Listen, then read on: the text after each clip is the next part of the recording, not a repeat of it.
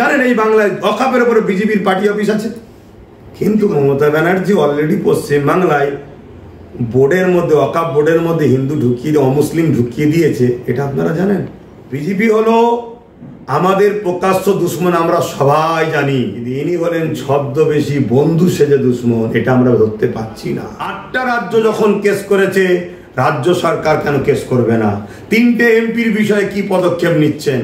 এবং এনারা বলছে একদিকে দিল্লি চলে যান, আবার একদিকে এনারাই দেখি রাজ্য আন্দোলন করছে। তানারাই আবার যখন ব্রিগেড ডাকছে, তো এটা ওয়াকফের জন্য হচ্ছে, কাউকে খুশি করার জন্য হচ্ছে, আমি ঠিক বুঝতে পারছি না। এবং এটা আমার বুঝাতে চাইছি, ওয়াকফ আন্দোলন শুধু মুসলমান করবে কেন? আইনটা সংবিধানের বিরুদ্ধে, তাহলে সংবিধানটা কি মুসলমানদের? তাহলে সবাইকে নেওয়া দরকার। কেস করবে না, রাস্তায় নেবে মুসলমানদের বোকাবে নিয়ে আবার 2026-এ কোলে তুলবো। কেন্দ্র সরকার যে ওয়াকফ বিল পাস করেছে সুপ্রিম কোর্টে, সেটা গিয়ে কার্যত ব্যাকফুটে কেন্দ্র সরকার, কি বলবেন? হওয়াটা স্বাভাবিক, কারণ এটা গণতন্ত্র বিরোধী, সংবিধান বিরোধী একটা বিল পাস করেছে। আমার দেশের সর্বোচ্চ ন্যায়ালয় হচ্ছে সুপ্রিম কোর্ট। সব জায়গাতে এদিক ওদিক হতে পারলেও আশা রাখছি আমার দেশের সুপ্রিম কোর্টে এখনও দেশের সংবিধান অনুযায়ী সেইভাবেই চলছে, না হয়তো পুরো দেশের খাঁচাটাই নষ্ট হয়ে যাবে, দেশটা ধ্বংস হয়ে যাবে। তা এই বিশ্বাস, ভালোবাসা বা আমাদের ভক্তি আছে বলেই তো আমরা সুপ্রিম কোর্টে ছুটেছি। তো সেই জায়গায় পূর্ণাঙ্গভাবে যাতে এই আইন বাতিল হয়, এটা আমরা এখন আশায় আছি। আমি বলবো সব আর কিছু বলবো? আচ্ছা, ঠিক আছে। আমাদের দেশে পরমাণু তৈরি হচ্ছে, আমাদের দেশের মানুষ চাঁদে যাচ্ছে, সেই জায়গায় আমাদের দেশ চালাচ্ছে দুটো সীমিত শিক্ষিত মানুষ, এক নরেন্দ্র মোদী প্রধানমন্ত্রী, এক স্বরাষ্ট্রমন্ত্রী অমিত শাহ। কি বলবেন এই বিষয়ে? এর জন্য দুটো দোষ আমি মনে করি, এটা আমার মতামত। এক হচ্ছে আমার দেশের শিক্ষিত মানুষ যারা, তারা রাজনীতির যেভাবে কাদা ছোড়াছুড়ি বা নোংরা হয়ে গেছে এটা দেখে পরিষ্কার করার স্বপ্ন না নিয়ে রাজনীতি থেকেই দূরে সরে গেছে। এর জন্য শিক্ষিত সমাজেরই একটা এই দূরে সরে যাওয়ার জন্য আজকে আমাদের এটা পুরা কপালও বলতে পারি। দ্বিতীয় নম্বর হচ্ছে মুসলিম যারা ওলামা আছেন, মুসলিম ওলামা দেখুন, যখন ব্রিটিশ অত্যাচার করছিল, আব্দুল আজিজ মুহাদ্দিস দেহলভী রহমাতুল্লাহ আলাইহি যখন আওয়াজ দিলেন যে ব্রিটিশদের হাত থেকে দেশকে বাঁচাবার জন্য ঝাঁপাতে হবে, তো ওলামা যারা আছেন তেনাদেরও উচিত আজকের এই যে দেশের যে পরিকাঠামো ধ্বংস হচ্ছে, এই বিষয়ে সমস্ত ওলামাদের রাজনীতিতে প্রকাশ্য আগিয়ে আসা দরকার আমি মনে করি। তাহলে দেখবেন এই সমস্যার সমাধান হবে। আমাদের রাজ্যের মুখ্যমন্ত্রী মাননীয়, তিনি আন্দোলন এবং বন্ধ করে বর্তমানে ক্ষমতা এসছে, আমরা দেখেছি। তিনি বলছেন যে আপনি ওয়াকফ বিল নিয়ে আন্দোলন করুন, দিল্লিতে গিয়ে করুন। নেতাজি ইন্দিরা স্টেডিয়ামে পরশুদিন ইমাম মুয়াজ্জিনদেরকে ডেকে নিয়ে বললেন, কি বলবেন? তেনার অনেক টাকা আছে, শুনেছি নাকি সারদা নারদার এসব টাকাও নাকি কোনো সব দিক ওদিক হয়েছে। তো সেই টাকা থেকে এই সমাজের একটা বড় অংশের আলেম উলামা, বক্তা, মলিশা, পীরজাদা কিনে নিয়েছে। তেনাদের সঙ্গে আলোচনা করেছেন। তিনি বলেছেন, দেখো আমার রাজ্যে যদি এই নিয়ে আলোচনায় যে ডিস্টার্ব হয়, তাহলে আমাকে ওপর থেকে দাদা চাপ দিচ্ছে, যার দয়াতে আমি টিকে আছি, বা আমার দলের অনেকে বড় বড় কেস খাওয়ার পরেও তাদেরকে তুলে নেওয়া দরকার, এখনো তোলেনি, যে সেটিংয়ে আমি আছি। তো আন্দোলনটা রুখতে হবে আমার রাজ্যে। তা আন্দোলন শুধু আমি করব, তোমাদের ভাই আমি চিল্লাবো, যে আন্দোলনটা শুধু চিল্লার চেঁচামেচি হবে, আসল কাজ হবে না। তো এই জায়গায় তোমরা কি বলছো? তারা মত দিয়েছে হ্যাঁ আমরা আছি। তাই তিনি 16 তারিখে সব ওই ধরনের সব ডেকে নিয়ে গেল।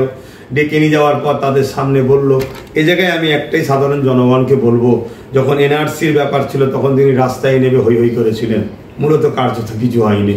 তারপরে বিভিন্ন সময় যখন জিনিসপত্রের দাম বাড়ে, বিশেষ করে 100 দিনের কাজ, যেটা নাকি কেন্দ্র সরকার বলছে ওরা চুরি করেছে, এরা বলছে আমাদেরকে দেয়নি, যাক সে বিষয়ে আমি যাচ্ছি না, কে খেয়েছে, কে চুরি করেছে। তো সেই বিষয়ে তখন তিনি রাস্তায় নেমে হই হই করে। রাজ্য সরকার কি বুঝাতে চাইছে? এটা কি তাদের শুধুমাত্র নিজের পৈতৃক সম্পত্তি? তারা তাদের প্রয়োজনে কথা বলবে? যেমন কেন্দ্র সরকার এই কালা কানুন করেছে সংবিধান বিরোধী, এই যে দিল্লি চলে যাওয়া আন্দোলন বাংলায় করা যাবে না, কোনো এক জায়গায় যেন মনে হচ্ছে বাংলা ভারতের বাইরে বার করতে চাইছে রাজ্য সরকার, বাংলাকে ভারতের মধ্যে রাখতে চাইছে না। আর যদি বলে না বাংলা ভারতের মধ্যে, তাহলে ভারতের যে কোনো অঙ্গরাজ্যে দেশ বিরোধী, সংবিধান বিরোধী কালা কানুন হলে ভারতের নাগরিক আন্দোলন করবে। এটা তার গণতান্ত্রিক রাইট, সংবিধানের রাইট। তাই কেন্দ্র সরকারও যেমন সংবিধান বিরোধী করছে, রাজ্য সরকার এই কথা বলে সংবিধান বিরোধী প্রমাণ দিয়েছে। তিনি বললেন যে আপনারা দিল্লিতে গিয়ে আন্দোলন করুন, প্রধানমন্ত্রীর সঙ্গে দেখা করুন, আমাদের যতগুলো সংসদ রয়েছে সংসদের আপনাদের সঙ্গে থাকবে।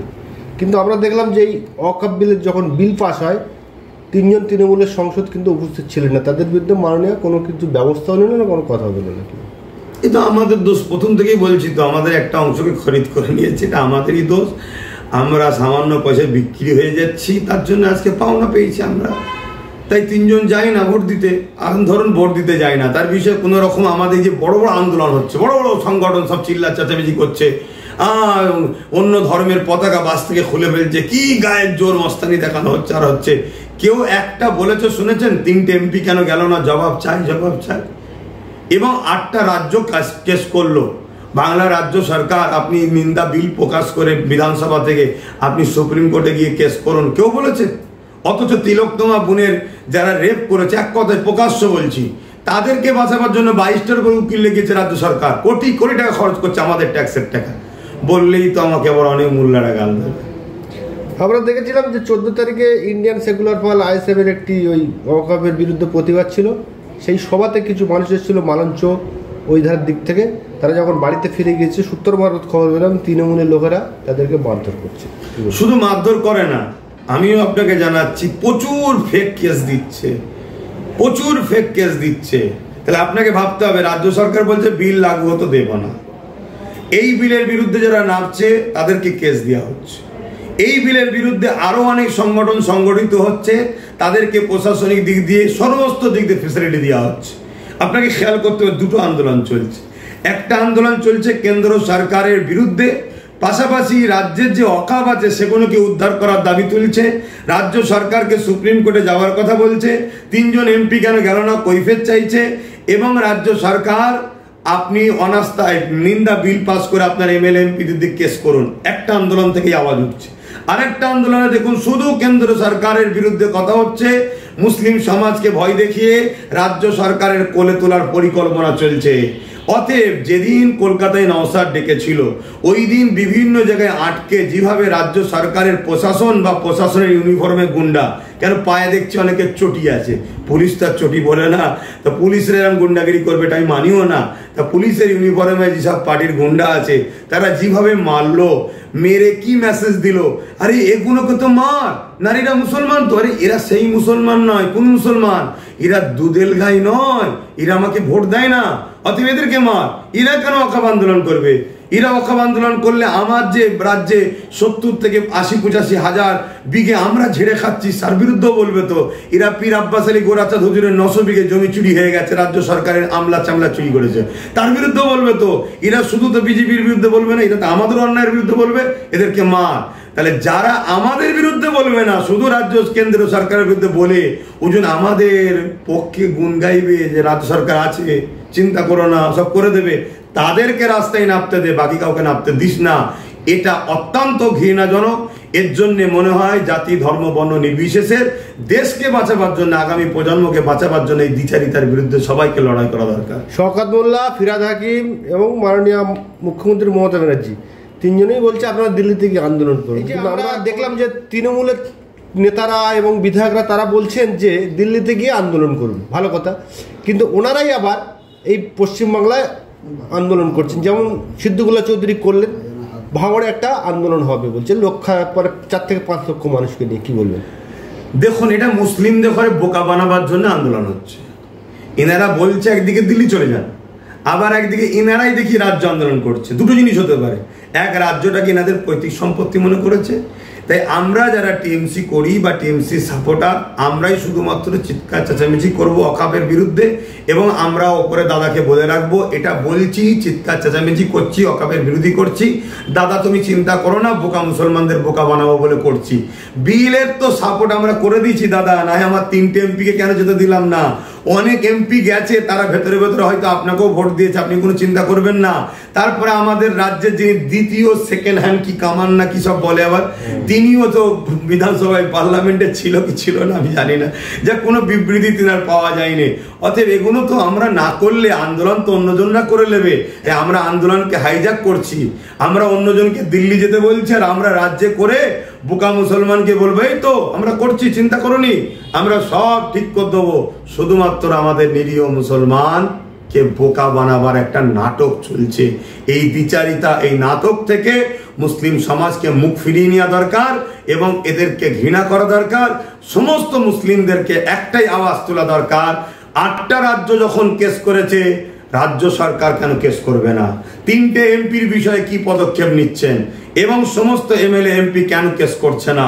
নিন্দা বিল পাস করে কেন রেজলিউশন করে কেস করতে যাচ্ছে না? এই বিষয়ে সবার আওয়াজ তোলা দরকার। যদি আপনারা ওয়াকফকে বাঁচাতে চান, আপনারা রাজ্য সরকার যিনি বলেছিলেন বিজেপির হাত থেকে বাঁচাতে আমাকে ভোট দাও, আজকে বিজেপি আমাদের দুশ্মনী করেছে, ক্ষতি করছে, বিজেপিকে আমরা জানি আমাদের প্রকাশ্য দুশ্মন, তার বিরুদ্ধে রাজ্য সরকারকে সুপ্রিম কোর্টে পাঠাবার ব্যবস্থা করুন।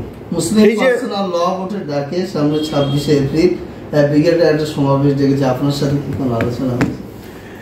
দেখুন, আমি দুঃখিত এই বিষয়ে কোনো বেশি কিছু কথা বলতে, তবে আমি একটা জিনিস দেখে বড় খারাপ লাগলো। 16 তারিখে ইমাম মুয়াজ্জিনদের যে ডাকা হয়েছিল, তারা ইমাম মুয়াজ্জিন কি জানে না, কারণ হাফ প্যান্ট পরে দেখি অনেকে ঢুকছে, অনেকে মহিলা ঢুকছে, তো এরা কোন মসজিদের ইমাম আমার জানা নাই। এইভাবে ধর্মটা গেলে যে শেষ করছে না, খোদার পক্ষ থেকে আমাদের শাস্তি ভোগ করতে হবে। তবে আমি একটা কথা বলতে পারি, ওখানে মুসলিম পার্সোনাল ল বোর্ডের সভাপতি সৈফুল্লাহ সাহেব নাকি নাম ওনার, তিনি ওখানে মাননীয়াকে একটা গিফট দিচ্ছিলেন এবং তখনই তো মাননীয়া ওই মিটিং থেকেই বললেন দিল্লি চলে যাও। তা উনি তো কোনো রকম কিছু বললেন না যে আপনি কি বলছেন, আমরা আন্দোলন করব না, আমরা এই রাজ্যের নাগরিক, ভোট দিয়েছেন এই রাজ্যের নাগরিক, তো এটা তো গণতান্ত্রিক অধিকার তাদের। তাহলে তানারাই আবার যখন ব্রিগেড ডাকছে, তো এটা ওয়াকফের জন্য হচ্ছে না ওই যেটা বললাম যে কাউকে খুশি করার জন্য হচ্ছে, আমি ঠিক বুঝতে পারছি না। তো এর বিষয়ে আমি বেশি কিছু কথা বলতে চাইছি না, কে যাবে না যাবে, কি করবে না করবে, ওর বিষয়ে আমার কোনো ইন্টারেস্ট নেই।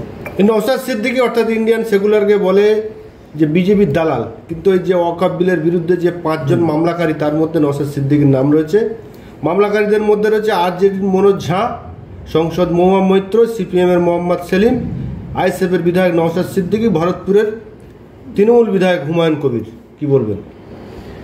দেখুন, যারা বলেন নওশাদকে বিজেপির দালাল এটা সেটা, এই নোংরা রুচিকর ভাষা আমি একটাই উত্তর দেবো, যারা বলছে তারা নিজেরাই বিজেপি। না কি করে জানলো আমার বি টিম এটা যে বিজেপির বি টিম, এটা বিজেপি তো বুঝবে। যারা এই কথা বলছে তারা নিশ্চয়ই তারা নিজেরাই বিজেপি। আগে স্বীকার করুক আমি বিজেপি, আমি জানি এটা আমার তৈরি করা দল, তাহলে সে কথার মধ্যে একটা দম থাকবে, গুরুত্ব থাকবে।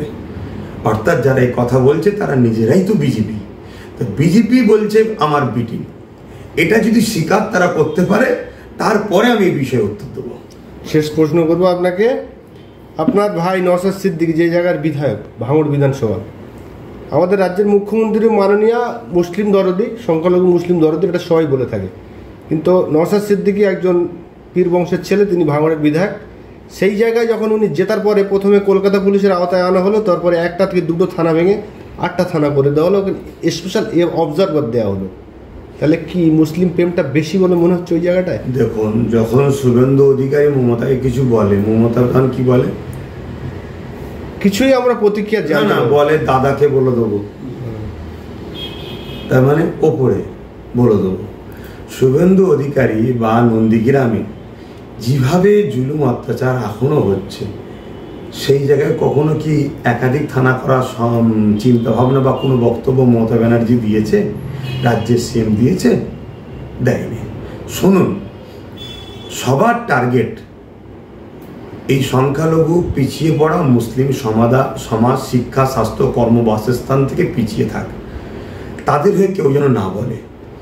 নওশাদ সবার হয়ে বলছে, পাশাপাশি মুসলিম সম্প্রদায়ের হয়েও কথা বলছে। তা মুসলিমদের হয়ে একজন সত্যিকারের বন্যাওয়ালা দরদি একজন বাইরে হয়েছে, তাই কি করে তাকে ওই জায়গা থেকে হটানো যায়, তার একটা সাজিশ শুধুমাত্র এতগুলো থানা। এই থানা করার পরতেও মানুষকে নওশাদ থেকে এখনো সরাতে পারেনি। এটা শুধুমাত্র একটা হিংসা বলতে পারি, একটা চক্রান্ত বলতে পারি, যে মুসলিম সমাজের হয়ে মুসলিম পরিবার থেকে কেউ যেন উঠে আগামী দিন রাজনীতিতে না আসে। যদি কেউ রাজনীতি করতে চায়, আমাদের পায়ের তলায় যেন থাকে, যেমন সিদ্দিকুল্লাহ আছে মমতার পায়ের তলায়। যখন খুশি সিদ্দিকুল্লাহর গলাতে আমি পা তুলবো, সিদ্দিকুল্লাহ চুপ করে থাকবে, কথা বলবে না। আরো যেসব মুসলিম নেতারা আছে দেখছেন না, অনেক মুসলমানরাও বলছে দিল্লি যাও। আমি তাদেরকে মুসলমান নয় অনেক আগে থেকে জানি, কিন্তু তারপর সমাজ তো মুসলমান বলে মানে। তো এইরকম যারা আছে আমার পায়ের তলায় থাক, এটা সবাই চাই। সেই জায়গায় নওশাদ একটা বেরিয়েছে, একে কোনোভাবে আগামী দিন উঠতে দেওয়া যাবে না। তার জন্য 8টা থানা করো, মানুষকে ছোট ছোট করে কি বেঁধে রাখো, পেটো, কেস দাও, মারো, নিজেরাই গাড়ি পোড়াও, নিজেরাই কেস দাও, নিজেরাই ভাঙা ভাঙা মোটরসাইকেলগুলো সব যে কোনো থানায় পড়ে আছে নিয়ে জড়ো করে এক জায়গায় লাগা আগুন। নাই দম থাকে তো সিসিটিভি ফুটেজ পাবলিক করা হোক। নওশাদ সিদ্দিকীর জনপ্রিয়তা পশ্চিমবাংলায় বাড়ছে, আমরা 1.5-2 বছর আগে থেকে বলে এসেছি, কিন্তু এখন দিনের আলোর মতো পরিষ্কার হয়ে গেছে। সেই জন্য কি শাসক দলের গাত্রদাহ এত হচ্ছে যে নওশাদ সিদ্দিকী একটা রোগা পাতলা ছেলে, তার এত পশ্চিমবাংলায় যত এমপি এমএলএ আছে সব থেকে জনপ্রিয় তার? দেখুন, এটা তো একটা গাত্রঝালা বটেই। দ্বিতীয় নম্বর কথা আপনাকে মাথায় রাখতে হবে, ধরুন আমি আপনাকে 200 টাকা দিয়ে আমার কাজ করিয়ে নিই, আর কেউ একজন আপনাকে এসে বলছে 2 লক্ষ টাকার রাস্তা দেখাচ্ছে, আপনি কি আমার থাকবে না 200 টাকায়? তাহলে আমি যে অল্প পয়সায় যে বিজনেস করে আপনাকে লুটছিলাম, এই যে বললেন না মমতা ব্যানার্জি নাকি সংখ্যালঘু দরদি, এনার মতো সংখ্যালঘু বিদ্বেষী নাটক, মানে যে নাটকটা করছে আমার নজরে ভাই পাচ্ছি না। 10,000 মাদ্রাসা দেয় বলে পুরো মাদ্রাসা শিক্ষাকে শেষ করে দিয়েছে। আপনি বলছেন কেন্দ্র সরকার আইন করেছে মুসলমানদের ঘরে ওয়াকফ বিলের মধ্যে অমুসলিমদের ঢুকাতে হবে, এটা অন্যায়, এর বিরুদ্ধে লড়াই করা দরকার, এই বিলকে বাতিল করা দরকার। সুপ্রিম কোর্টকে আবার ধন্যবাদ জানিয়ে জায়গায় ঢুকে দিয়েছে। কিন্তু মমতা ব্যানার্জি অলরেডি পশ্চিমবাংলায় বোর্ডের মধ্যে, ওয়াকফ বোর্ডের মধ্যে হিন্দু ঢুকিয়ে অমুসলিম ঢুকিয়ে দিয়েছে, এটা আপনারা জানেন? কেন জানবেন? কিন্তু ঘুমটা দিয়ে কাজ করছে। ইনার বিষয় ইমাম মলি সাহেবরা বলে না, কারণ ইমাম মলি সাহেবের বড় অংশ কিনি পয়সাতে কিনে রেখেছে, আর উনি কিছু বললেই সমস্যা চিল্লায়। শোনেন, বিজেপি হলো আমাদের প্রকাশ্য দুশ্মন, আমরা সবাই জানি, কিন্তু ইনি হলেন ছদ্মবেশী বন্ধু সেজে দুশ্মন, এটা আমরা ধরতে পারছি না। ইনি এমন জায়গায় নিয়ে যে আমাদেরকে ফেলবে যে খাত থেকে, যে গর্ত থেকে উঠতে আমরা পারবো না, এটা অনেক আগে থেকে আমি বলছি। যদি সুধরাবার হয় সুধরাক, না সুধরাবার হয় আমি কি করতে পারি, আমার কি করার আছে? 10 বছর ধরে বলছি ওয়াকফ চলে যাচ্ছে, 10 বছর ধরে ওয়াকফ চলে যাচ্ছে। যারা আজকে ওয়াকফে চিল্লাচ্ছে তারা এই রাজ্য সরকারের দীর্ঘদিন পাচেটে বেরিয়েছে। আমার ভাষা কড়া লাগতে পারে, এই রাজ্য সরকার এত মসজিদ, এত মাদ্রাসা, এত কবরস্থান, আপনি জানেন এই বাংলায় ওয়াকফের উপরে বিজেপির পার্টি অফিস আছে? কি করে করলো বিজেপি পার্টি অফিস? রাজ্য সরকার যদি না সাথ দেয়, এগুলো কবে আমার জাত বুঝবে? যদি না বোঝে এই জাত ধ্বংস হওয়াটা স্বাভাবিক। এছাড়া আমি আর কি বলতে পারি আপনাদের কাছে? দুঃখের কথা কি বলবো আপনাদের কাছে? এরপরও এখন অনেক জাত আমার কমের মানুষ আমাকে গাল দিচ্ছে। গত 2 দিন আগে দেখলেন না, মুখ ভর্তি দাঁড়িয়ে মাথায় টুপিলে কলকাতার রাজপথে ওই বিজেপির শাখা সংগঠন বিজেপির টিএমসির শাখা সংগঠন টিএমসির মন্ত্রীর ডাকে যে মিটিং হয়ে গেল, আমাকে গাল দিচ্ছে প্রকাশ্য। আরে আমি ভুল করে দিচ্ছি, আমায় গাল দিচ্ছে, মা বাপ তুলে গাল দিলি কেন? হ্যাঁ, এটাই তো রাজস্ব। দুঃখের কথা কি বলবো ভাই, কিছু বলার। আপনি কি 26-এ ওয়াকফ নিয়ে ডাকবেন কলকাতায়? 26-এ ও প্রোগ্রাম? দেখুন, আমার 2010 থেকে চলছে, হুড়োহুড়িও নয়, আস্তে আস্তেও নয়। ভাই গেছে সুপ্রিম কোর্টে কেস করতে, ভাইয়ের কেস করছে, তার একটা ফলাফল হয়েছে, নিশ্চয়ই আপনারা শুনেছেন। আগামীতে আরো কেস চলবে, আরো কেস হবে, এবং আন্দোলন যেখানেই যাচ্ছে আমি সেখানেই মানুষকে জাগাচ্ছি। এবং এটা আমার বুঝাতে চাইছি, ওয়াকফ আন্দোলন শুধু মুসলমান করবে কেন? আপনি যদি বলেন মুসলমানদের প্রপার্টি আছে, ছোট ধরলাম মুসলমানদের প্রপার্টি, আইনটা সংবিধানের বিরুদ্ধে, তাহলে সংবিধানটা কি মুসলমানদের? তাহলে সবাইকে নেওয়া দরকার। তো সবাই আসুন, যত সেকুলার দল আছে সবাই, মুসলিম সবাই মিলে আসুন, আন্দোলন করি, সবাই মিলে কেস করি। কেস করবে না, রাস্তায় নেবে মুসলমানদের বোকা বানিয়ে আবার 2026-এ কোলে তুলবো। নাবরে নাবরে নাবরে, আমার ভাড়াটিয়া কোনো গেলি কোথায় রে?